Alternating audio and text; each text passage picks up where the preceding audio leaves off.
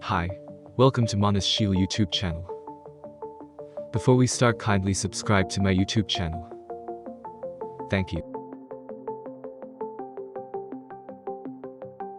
Let's start the video. If you haven't watched the previous video, I'll link it in the description box, or you can click here. Tensura Volume 19. Chapter 2. The Beginning of the Great War. Holy Void Damargania.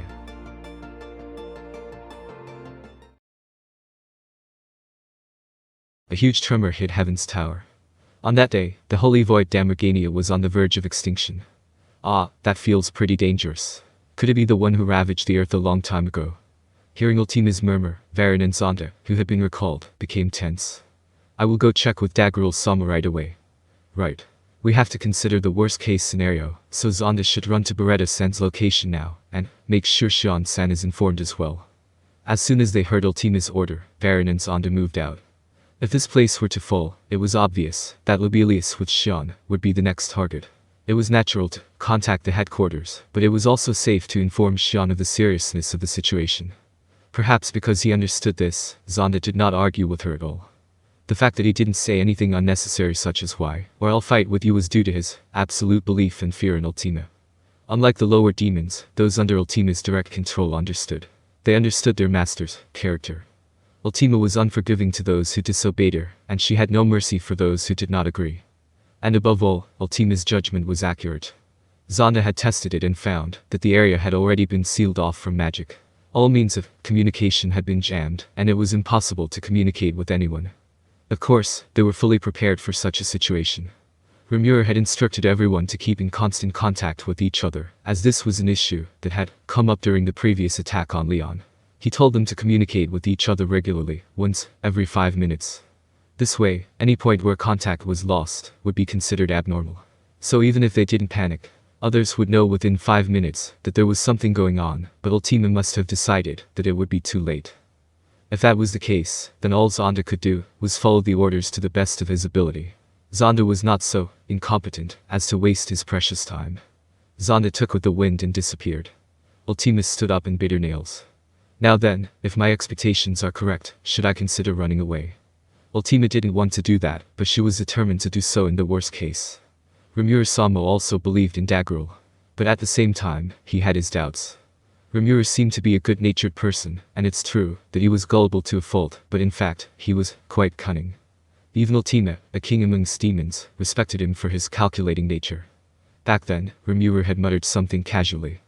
It's a little curious that you're asking Vildora for support, even after explaining the enemy's purpose. At the Walpurgis's banquet, Daggerul had constantly been asking Vildor to come to his aid. Mekl was after for Vildora's dragon factor. Daggerul knew this, yet he still wanted Vildor to come instead of Ultima. It made sense that it was because they knew each other, but he was still curious. It's because they were familiar with each other, that was certainly convincing, but it had still bothered him. As for Ultima, she didn't think that Rimura was overthinking it. After hearing Rimura's story, she had finished all her thoughts about Daggerul. As a result, she had come to the same conclusion as Rimura, that the possibility of Daggerul betraying them was not zero. To begin with, Daggerul was born from the Mad King of the Giants, wasn't he? He went on a world-destroying rampage, and was sealed up by Veldanava-sama. She didn't know the details, but could still guess. To begin with, this land was adjacent to the area that was Ultima's territory. Naturally, Ultima knew more about Daggerul than anyone else. Rimura must have sent Ultima here in anticipation of this. It's easy to get excited when you think of the people who are counting on you. Ultima thought of this, and upon arriving in Damargania, she had been studying Daggerul, investigating whether or not he had betrayed them. She found a clue. Daggerul was said to have 3 brothers, but only one younger brother was introduced to her. She thought that the remaining one would be the key, but right now, a powerful presence was attacking. The presence resembled that of Daggerul and his brother, Glassard, the Mad King of the Giants. Ultima muttered, a fearless smile on her face. When Varen entered the throne room, it was filled with shouts of anger. It was understandable. The divine structure known as the Heaven's Tower had been restored to its former function. In other words, a door to the heavens had opened. Originally, the Heaven's Tower was a divine fortress that could protect them from any enemy. But this time, the Heaven's Tower had become a battlefield. It was inevitable that the people living in this land would be very upset. What's more, the presence that came down from there was familiar to the old giants. Even before they could see the enemy, the giants were disturbed. There were many individual differences in the lifespan and abilities of giants. First of all, there was no lifespan for the ancient individuals. There were times when they would be replaced by their successors, by entrusting their memories and powers to them, but that was only a measure in case they were killed in battle. Spares and replacement individuals did have lifespans, but these lifespans grew longer with each generation, and even the most recent generation had lifespans of several hundred years. And as for their abilities, the ancient individuals had powers worthy of being called gods. The giants were huge, ranging from 2 to 2.5 meters at their normal size, but they grew several times larger in battle. The strength of their bodies was the true essence of the giants. In the case of Dagrul, the oldest of the giants, the difference between his normal size and battle size was more than tenfold. In other words, he could grow to over 20 meters in size. Among the giants, there was one who was as strong as or even stronger than Dagrul. That was his younger brother, Fen. Dagrul had 3 brothers, but his youngest brother was a tyrant who had lost control of his emotions, while maintaining his intellect and reason. He was sealed away by Veldanava, and since then, Dagrul had kept the seal. That is why he had not been able to move from this land, even though his territory had been turned into a desert. The place where Fen was sealed was the Heavenly Star Palace. And there was only one way to get there, through Heaven's Tower. There were other ways, but that was reserved for those who possessed the key. Incidentally, there was only one owner of the key. Only Veldanava's sister, Belzerd, was allowed to open the gates to the Heavenly Star Palace. Dagrul knew this, so the situation was not unexpected. Dagrul glared at the lower levels from the upper floors of the Heaven's Tower. It reminded him of the Walpurgis the other day. Selfish demon lords had been repeatedly asserting themselves, while still being considerate of their opponents' positions. They seemed to have no sense of cooperation, yet their opinions were strangely united. In accordance with the terms of the agreement, Demon Lord Remura's subordinates had been busy coordinating the magic transfer circle until just the other day. They had now settled down, just in time for the final battle. He was impressed at how hard they worked, and they had done a perfect job. Dagrul was also very pleased, and held a grand feast to thank the team for their hard work. Now it felt a little lonely, since there was only Ultima and her friends left as their guests. The magic transfer circle, which looked like an art form depending on one's point of view, shone brightly, and sat in the center of the lower floor. However, it was its performance that was noteworthy. The purpose of the magic circle was said to be for allowing people to come and go in case of emergency, but, in truth, there was no doubt that the creator had their eyes set on the distant future. Although it was a makeshift project this time, Dagrul believed it to be a great enough achievement. If it could be used to move troops, it could also be used on a large number of merchants. Demon Lord Remura, someone who cannot be underestimated. By using the magicules in the air, he created such a complex magical device that's accessible to everyone. There may be a limit to the number of times one can use it, but it's only a matter of refilling the magicule supply. It would be much safer than crossing through that magical desert. In this abandoned and dying land, it was all they could do to import enough food to satisfy their people. The giants could not live by eating nothing. They needed to eat enough food to keep up with their huge bodies, and the younger they were, the more energy they consumed. It was a sign of life, but in a sense, it was also a curse. They exported the materials of desert monsters, and depended on the food supplies from other countries. To do this, young men and women became travelers, crossing the harsh desert over and over again.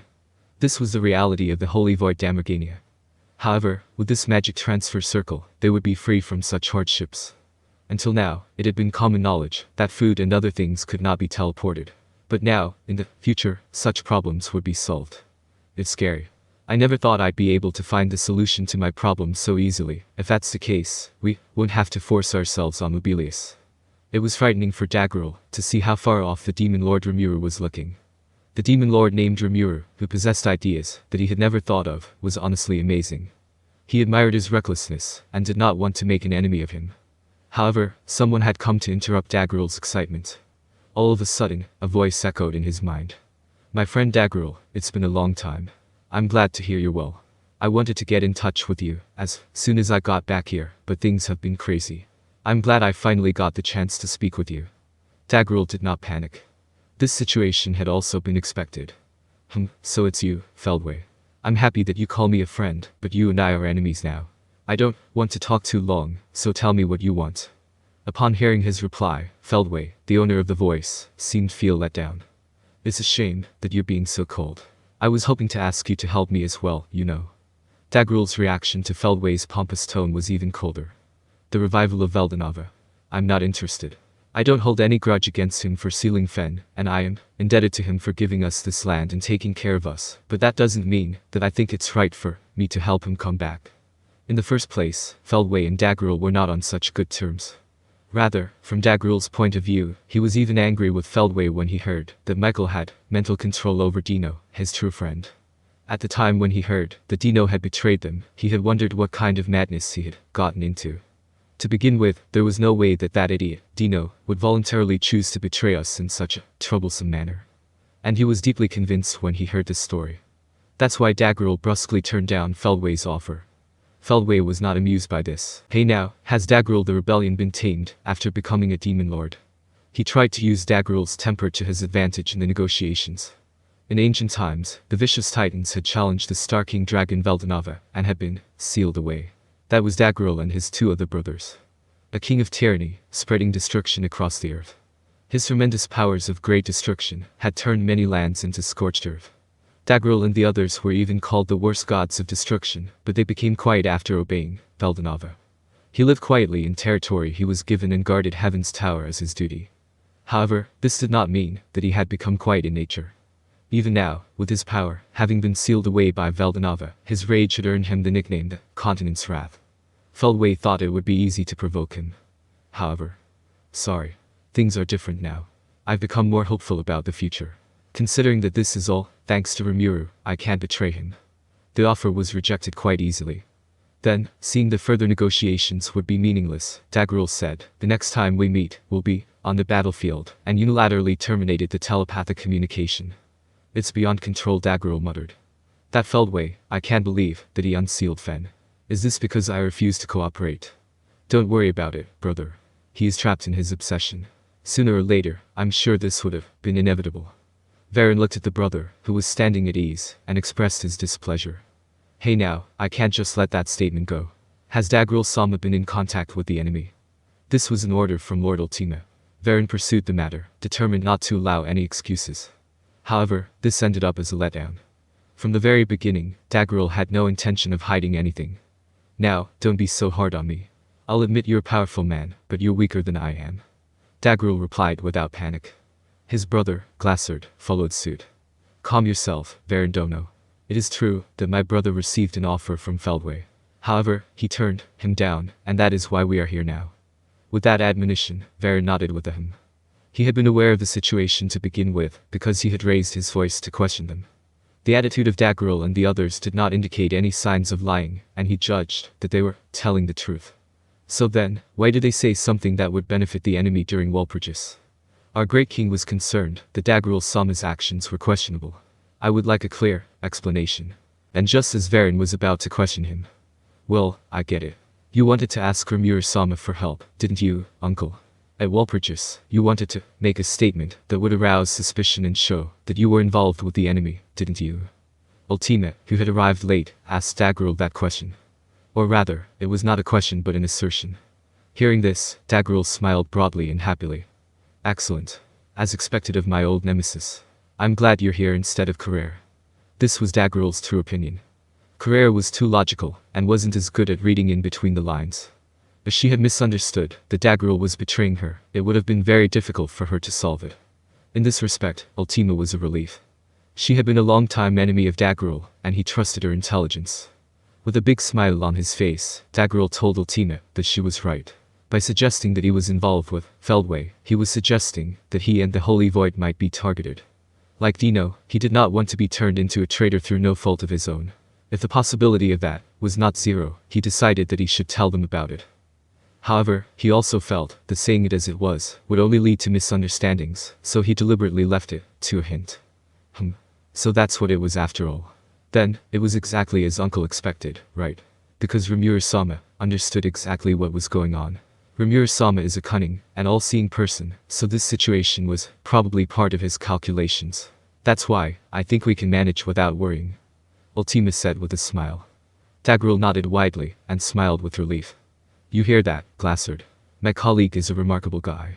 I knew that the man with the eye of God, who took Clayman by a storm, would see what I was up to. Ultima and Dagrul shared a heart-to-heart without Rimuru. It must have been a blessing for the both of them that they didn't realize that the reason for this was a complete misunderstanding. In any case, the reconciliation between the two was concluded. Well then, let's do our best until Rimuru-sama comes. Ultima-sama, I am at your command. I will destroy your enemies and bring them to your sight. Ultima and Varen believed in Rimuru and went into battle. Right, I guess I'll have a crack at him too. It's going to be a bit of a challenge to take on Fen, but I might be the only one who can stop him. I'll go with you, brother. The Daggerl brothers were inspired by the spirit of Ultima and the others, who were supposed to be their guests. Quickly, they all moved to intercept the attackers. Thank you for watching. Hope you enjoy it.